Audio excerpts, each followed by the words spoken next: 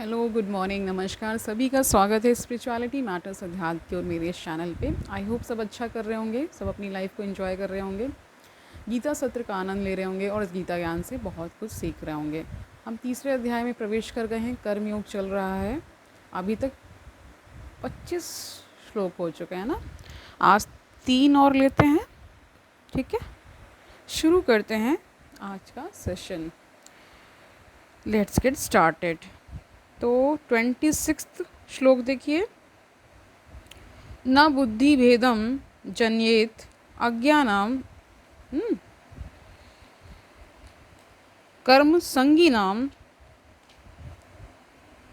जोष्येत सर्व कर्माणि विद्वान युक्ता समाचरण। इसका अर्थ देख लीजिए।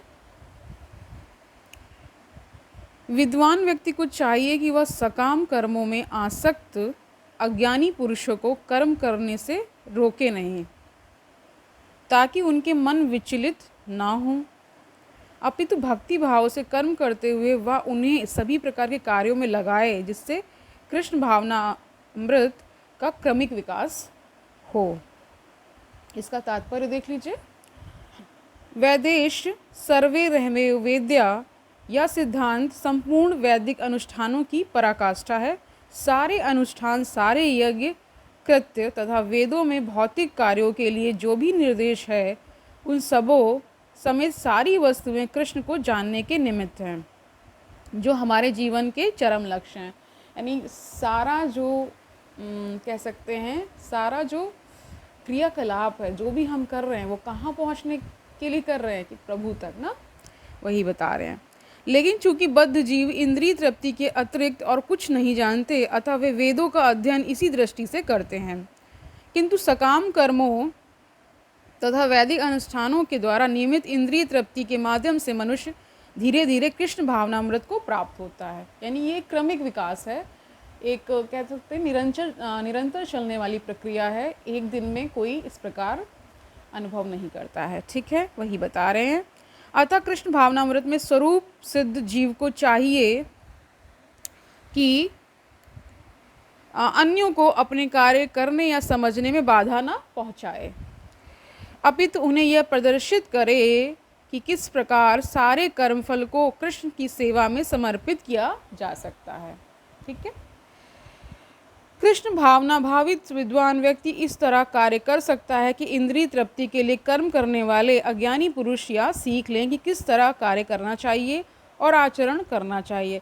यद्यपि अज्ञानी पुरुष को उसके कार्यों में छेड़ना ठीक नहीं होता, परंतु यदि वह रंच भर भी कृष्ण भावना भावित है, तो वह वैदिक विधियों की परवाह न करते हुए सीधे भगवान की सेवा में लग सकता है। ऐसे भाग्यशाली व्यक्ति को वैदिक अनुष्ठान करने की आवश्यकता नहीं रहती, क्योंकि प्रत्यक्ष कृष्ण भावना अमृत के द्वारा उसे वे सारे फल प्राप्त हो जाते हैं जो उससे अपने कर्तव्यों के पालन करने से प्राप्त होते हैं। तो यहाँ पे एक तरह से कृष्ण भावना अमृत जो मतलब ऐसे जो लोग हैं जो कृष्ण की भक्ति में ही डूबे हुए हैं, उनके लिए अलग कुछ हो जाता है ना। और जो नॉर्मल जो ऐसे इसके अलग से जो लोग हैं, उनके लिए चीज़ें अलग हैं ना। आगे देखिए 27वां श्लोक देखिए। प्रकृते क्रियमाणानि गुणे कर्माणि सर्वशा अहंकार विमूढ़ आत्मा कर्ता अहम इति मन्यते। इसका अर्थ देख लीजिए। जीवात्मा अहंकार के प्रभाव से मोहग्रस्त होकर अपने आप को समस्त कर्मों का कर्ता मान बैठता है, जबकि वास्तव में वे प्रकृति के 3 गुणों द्वारा संपन्न किए जाते हैं। इसका तात्पर्य देख लीजिए। 2 व्यक्ति जिनमें एक कृष्ण भावना भावित है और दूसरा भौतिक चेतना वाला है, समान स्तर पर कार्य करते हुए समान पद पर प्रतीत हो सकते हैं, किंतु उनके पदों में आकाश पाताल का अंतर होता है।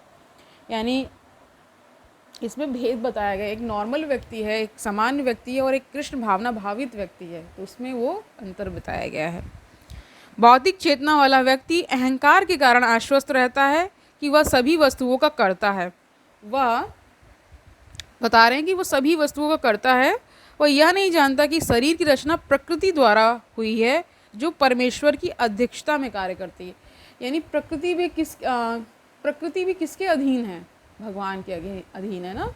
तो जो प्रकृति के नियम हैं, जो जिससे गवर्न हम सब होते हैं ना, तो इसलिए कहा गया है कि हम भी उसी का पार्ट हैं, क्योंकि वो कहते हैं ना, यहाँ पे देखिए समझने की ज़रूरत है, कहीं पे प्रकृति को ही ईश्वर बताया गया है, कहीं पे उसको अलग बता दिया गया है। तो इसमें आपको नहीं संशय मन में आना चाहिए, कहीं तो कुछ बता रहे हैं, कहीं कुछ बता रहे हैं।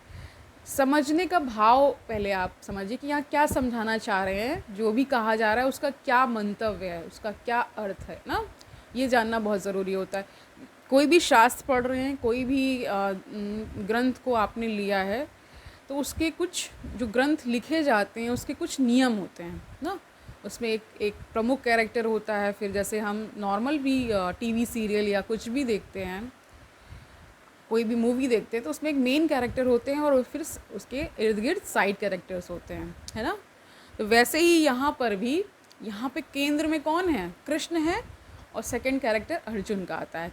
ये मैं गीता की बात कर रही हूँ, भगवत गीता की बात कर रही हूँ, ठीक है। तो अन्य कोई ग्रंथ होगा, वहाँ पे कुछ कुछ डिफरेंस के साथ चीज़ें हो सकती हैं। तो यहाँ पे आपको नहीं समझना कि कहीं तो जहाँ पे देखिए स्टार्टिंग में जब अर्थ पे जब लाइफ विकसित हो रही थी, पहला सभी को पता है कि वन सेल्ड एमीबा हुआ, ठीक है। और धीरे धीरे फिर क्या यूनिसेलुलर चीज़ें थी, फिर धीरे धीरे मल्टी सेलुलर हुई। मल्टी सेलुलर में हम लोग भी आते हैं ना, पहले कैरियोट्स हुए, फिर यूकैरियोट्स हुए। इस तरह से आपने अगर साइंस पढ़ी होगी तो पता होगा इसका क्या पूरा है। तो साइंस भी उसको मानता है कि साइंस के भी अपने कुछ नियम हैं, अगर उनमें वो कोई भी थ्योरी खरी नहीं उतरती है तो फिर उसको डिस्कार्ड कर दिया जाता है ना। तो यहाँ पे शास्त्र में भी कुछ नियम है, उसको पढ़ने का भी एक तरीका है, उसमें बहुत सारी चीज़ें आती हैं। और ये कहा जाता है कि किसी गुरु का मिल जाना ही अपने आप में बहुत बड़ी बात है, क्योंकि वो पारंगत होते हैं इस विधा में।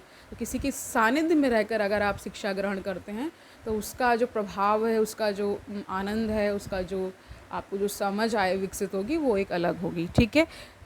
कमिंग बैक टू द श्लोक, ठीक है, क्या बता रहे हैं? जो परमेश्वर की अध्यक्षता में कार्य करती भौतिकवादी व्यक्ति यह नहीं जानता कि अंतोगत्वा वह कृष्ण के अधीन है। अहंकारवश ऐसा व्यक्ति हर कार्य को स्वतंत्र रूप से करने का श्रेय लेना चाहता है, और यही है उसके अज्ञान का लक्षण। उसे यह ज्ञात नहीं कि उसके स्थूल तथा सूक्ष्म शरीर की रचना प्रकृति द्वारा भगवान की अध्यक्षता में की गई है, अतः उसके सारे शारीरिक तथा मानसिक कार्य कृष्ण भावना अमृत में रहकर कृष्ण की सेवा में तत्पर होने चाहिए। अज्ञानी व्यक्ति वह यह भूल जाता है कि भगवान ऋषिकेश कहलाते हैं ना, ये पहले भी पढ़ाया है मैंने, अर्थात वे शरीर की इंद्रियों के स्वामी हैं। इंद्रिय तृप्ति के लिए इंद्रियों का निरंतर उपयोग करते रहने से वह अहंकार के कारण वस्तुतः मोहग्रस्त रहता है, जिससे वह कृष्ण के साथ अपने शाश्वत संबंध को भूल जाता है। अब देखिए पूरी जो हमारे होने की जो शर्त है वो यही है कि हम जब प्रभु को भूल गए, ठीक है, तब हमें कहाँ यहाँ आना पड़ा, ठीक है। और आपने अगर बाइबल की भी वो कहानी पढ़ी होगी जिसमें एडम और ईव की बात की जाती है ना, जिसमें भी गॉड ने कहा था एक फॉरबिडन एप्पल था, उसको नहीं खाना था, लेकिन क्या हुआ कि कहते हैं ना जो चीज़ मना की जाती है कौतूहलवश खा लिया गया, तो फिर इनको यहाँ पृथ्वी लोक पर भेज जाइए अपने कर्म भोगिए जा करके, ठीक है। इस तरह से बाइबल में कहानी आती है। जो हमारे सनातन धर्म में है वो भी है कि कुछ हमने कर्म ऐसे किए हैं जिसको भोगने के लिए ये मानव शरीर मिलता है। अगर हम मुक्त हो जाते हैं एक बार, तो फिर ये जन्म बंध का जो जन्म और मरण का जो चक्र है, जन्म बंधन जिसे कह लीजिए, और क्योंकि जन्म है तो मृत्यु भी है, उसका चक्र फिर टूट जाता है। फिर वहाँ पे क्या है? परम शांति है। कई लोग उसे कहते हैं कि वैकुंठ पहुँच गए, अलग अलग नाम दिए गए हैं उसमें, डिपेंड ऑन कि आप किस ईश्वर की आराधना या पूजा करते हैं, किसको आप मानते हैं, कौन आपके इष्ट देव है ना, ठीक है। तो 28वां श्लोक देखिए, तत्त्ववित् तु महाबाहो गुणकर्म विभागयो गुणः गुणेषु वर्तन्ते इति मत्वा न सज्जते। इसका अर्थ देख लीजिए, हे महाबाहो, यानी जिसकी बाहें मतलब विशाल हैं, उनको बोलते हैं महाबाहो। भक्ति भाव में कर्म तथा सकाम कर्म के भेद को भली भांति जानते हुए जो परम सत्य को जानने वाला है, वह कभी भी अपने आप को इंद्रियों में तथा इंद्रिय तृप्ति में नहीं लगाता।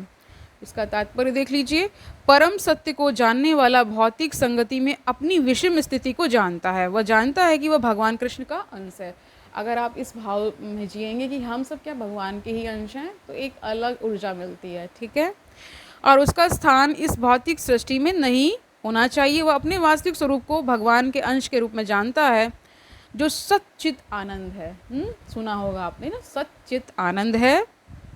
और उसे यह अनुभूति होती रहती है कि मैं किसी कारण से देहात्म बुद्धि में फंस चुका हूँ। अपने अस्तित्व की शुद्ध अवस्था में उसे सारे कार्य भगवान कृष्ण की सेवा में नियोजित करने चाहिए। अब देखिए, अगर शुद्ध गूढ़ ज्ञान की अगर बात करेंगे तो उसमें अष्टावक्र गीता बहुत ही महत्वपूर्ण ग्रंथ है। अगर उसको आप समझ गए तो बाकी सारी चीज़ें आपको क्या लगने लगेंगी, बहुत आसानी से समझ में आने लगेंगी, क्योंकि वो बहुत गूढ़ ज्ञान है, ठीक है, बहुत ही डीप है वो, क्योंकि उसमें आत्मा की ही सारी बातें हो रही हैं। जो उनका संवाद है जनक और अष्टावक्र का, वो सारा इसी पे बेस्ड है, ठीक है, पढ़ाया है मैंने। अगर आप को देखना है तो आप जा सकते हैं, ठीक है। यहाँ पे उसी की बात की जा रही है कि जहाँ पे ये जो देह हमें मिली हुई है ना, उसकी भी बुद्धि है, तो उसी के अकॉर्डिंग वो चलती है।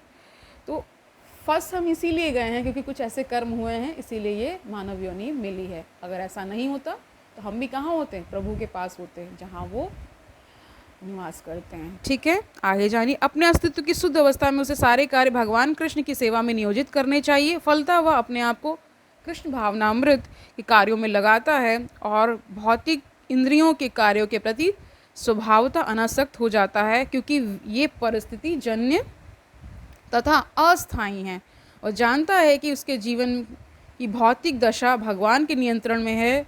फलतः वह सभी प्रकार के भौतिक बंधनों से विचलित नहीं होता, क्योंकि वह इन्हें भगवत कृपा मानता है। श्रीमद् भागवत के अनुसार जो व्यक्ति परम सत्य को ब्रह्म, परमात्मा तथा श्री भगवान इन तीन विभिन्न रूपों में जानता है, वह तत्वचित्त कहलाता है, तत्वविद है ना, वित्त कहा गया है। और देखिए, इसकी शर्त हमने पहले ही जानी थी कि क्या है, शुद्ध अंतःकरण ना, एकदम जब आपका मन, वचन और कर्म ये क्या होंगे, अलाइन होंगे, एक लय में होंगे, उसमें शुद्ध, मतलब कहते हैं कि हर चीज़ प्योरिटी, पवित्रता मांगती है। तो यहाँ पे यही बताया गया, कौन तत्वविद हो जाता है, जो ब्रह्म, परमात्मा और श्री भगवान को इन तीन विभिन्न रूपों में जानता है, ठीक है, उसी को क्या कहा गया, वह तत्वविद हो जाता है या कहलाता है, क्योंकि वह परमेश्वर के साथ अपने वास्तविक संबंध को भी जानता है। तो आज के लिए इतना ही रखते हैं, कल मिलते हैं। तब तक के लिए आनंद से रहिए, आनंद फैलाइए, पॉजिटिव रहेंगे, पॉजिटिविटी फैलेगी। इस संसार को बहुत आवश्यकता है, बहुत सारी निराशा संसार में है।